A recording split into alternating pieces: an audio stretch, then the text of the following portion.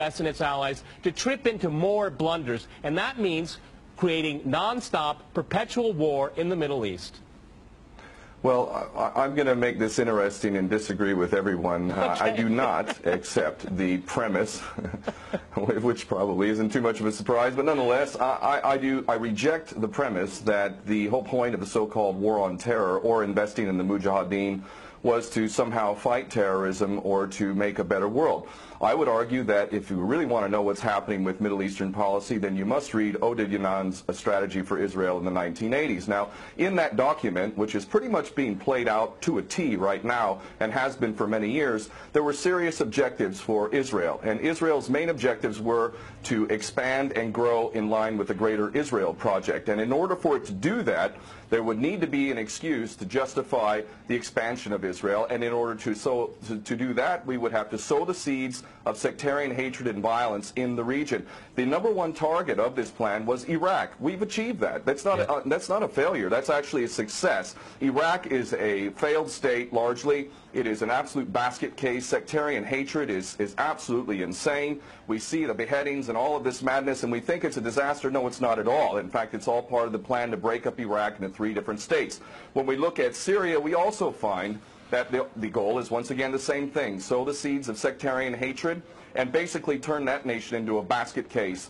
This is happening according to plan as well. Now, ISIS, funny enough, could stand for the Israeli Secret Intelligence Service. Many people are seeing the very big benefits to the state of Israel, the so-called Jewish state of Israel, by the breakup and the balkanization of the surrounding states. So actually, if you believe what's being told to you, and I just don't know why anyone would believe anything that comes out of the mouth of virtually any Western leader, whether it be Obama or Bush or any of the rest of them, all of these people are nothing but patent liars, and everything they say is pretty much the opposite of the truth. So I don't accept virtually anything they say. Okay, good. Violence.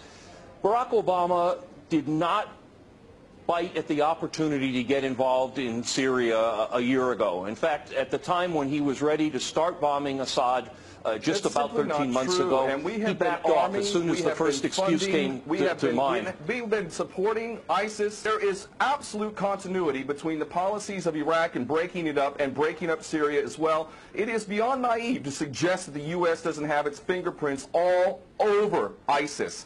In fact, tell me this: why has ISIS never once, or al-Nusra Front or al-Qaeda, not once have they attacked Israel? In fact, ISIS militants are getting medical attention in the Golan Heights and in Israel itself. What does that tell you?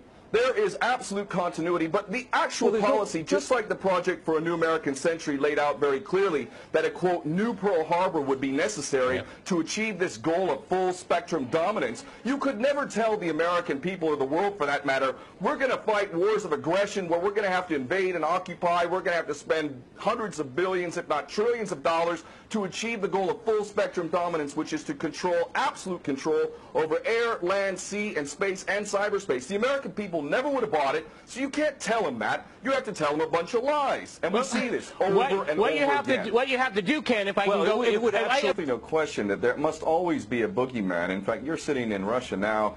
For 50 years plus, we were fighting this Cold War that really was an absolute charade to begin with. There never really was a threat of a Soviet invasion. And for decades, we spent insane amounts of money developing nuclear weapons to the point of really completely, totally collective insanity. And here we sit today in a world that threatens a third world war with a policy that is clearly intended to totally destroy Syria. Let's see what happens.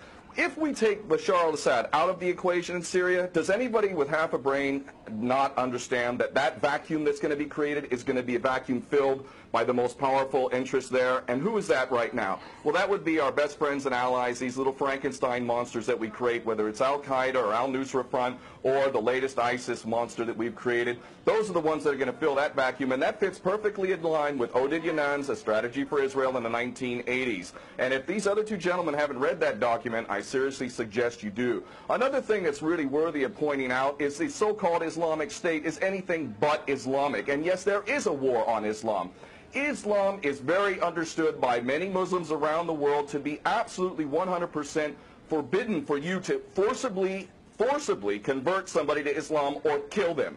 This is totally untrue. Back in the medieval times, when there was Muslim empires, it was an absolute understanding and policy amongst the Muslims who were in charge at that time that those who practiced whatever religion were allowed to continue practicing that religion, and they were not even forced to pay taxes into the Muslim empire itself. However, if people wanted to practice that religion, they would not be able to derive the benefits of the tax system and so on and so forth. The bottom line is no Muslim in their right mind would justify going in and literally executing men, women, and children simply because they don't convert to your religion. These people are not Islamic. They are creations of the monster, which is the empire of the United States and all its cohorts in Israel and England in particular. And this monster is purposely created to justify the continuing insanity of the never-ending war policy, which is really the core of America. And that is exactly why I renounce my U.S. citizenship. This madness cannot be considered anything but the major threat to the world.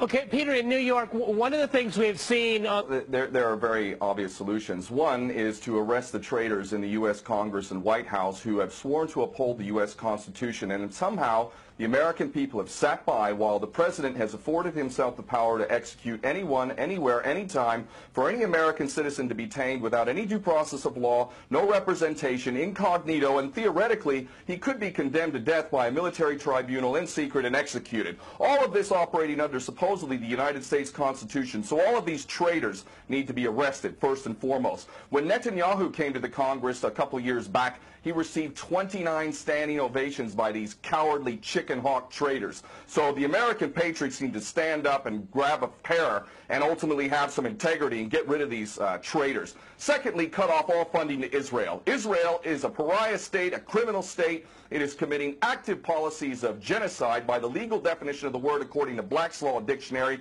That country needs to be cut off right now. All of their attention needs to turn inward. Stop your little empire endeavors and full spectrum dominance and all of this sort of madness. Start taking care of your infrastructure back home. Start taking care of the American citizens who have worked their whole lives and now find themselves wondering how they're going to keep a roof over their head.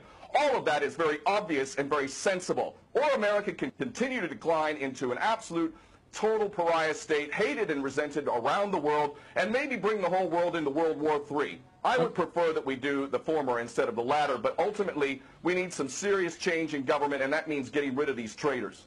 Okay.